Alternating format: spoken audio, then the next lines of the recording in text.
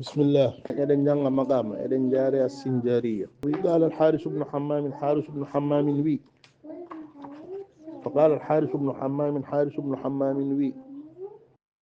فقبلنا عذره من جب غنتم فقبلنا من جب اعتذاره غنت نقول مكو وقبلنا من بوتي إزاره جمنيجي مكو وقلنا له من بيم إدمان كبوي وقزت نميمة ينكاغل تورلينو سمينو خير البشر بورنو مجد ويندرن وني نلاد الله صلى الله عليه وسلم حتى انتشر ساكتي أن حمالة الحطب غا أودو دب من انتشر ساكتي هو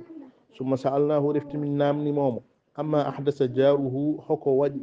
koddiɗo makko alqattatu naafige o wa dukhluhu e natannoɗo e makko almuftatu jaggitowo o baada an rasha lahu caggal nde o sigolini wonandemo nabla gaawe assiayati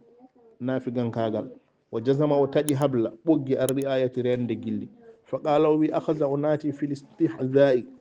e hokkikinnade wal istikanati e yankininade wal istishfai e tefnorade ilayya fewde am bidawil makanati jomiraɓe daraja وكنت ملات نوم حرجت على نفسي مفادني إهورم الله أسترجئه وتمرون تم أنسي كادي بلادي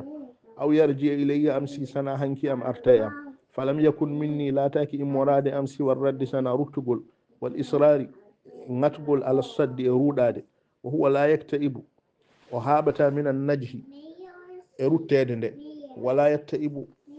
وتوبة من وقاهة الوجه e yorde yeeso woni yorde yitere bal yulidɗo omo ngata bil wasaili e sababuji wa yulihu omo siina fil masaili e ñagundeji fama anqazani dandani min ibrahimihi e haaɓede makko wala abada alayhi woɗɗinani e dow makko nayla maramihi ɗaɓɓude ko yiɗi illa abiyatun sana baytuji nafasa biha sadru tutti baytuji ɗi ɓernde almawturu monani wal khadiru e miijo almabturu helago فإنها كانت مدهرة لاتبة ودنير لشيطانه شيطان مكو ومسجنة له كسكر دمو في أودانه قدر دمكو وإن انتشارها سانغ ساكتقل بيتو جدي بطا وتجي دلاغ شيرغل الحبور جلدي وداء ند بالويد halkare والسبور بونيرede والسبور ويل فوق غوتو وييس ودمتني من نشر ساكتقل wasli min nashri wurtinede mbiyam mi wasli jokkunde am almaqburi ubbanede kama yasal kuffar honon heferebe piptori min ashabil qubur e jomirabe genale fa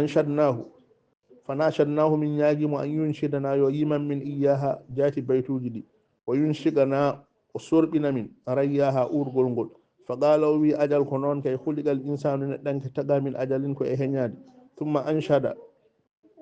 refti o yimi la yaswihi onyatamo khajalun hersa ولا يثنيه حدثام وجل كلل. صلى الله على سيدنا محمد وعلى اله وصحبه اجمعين.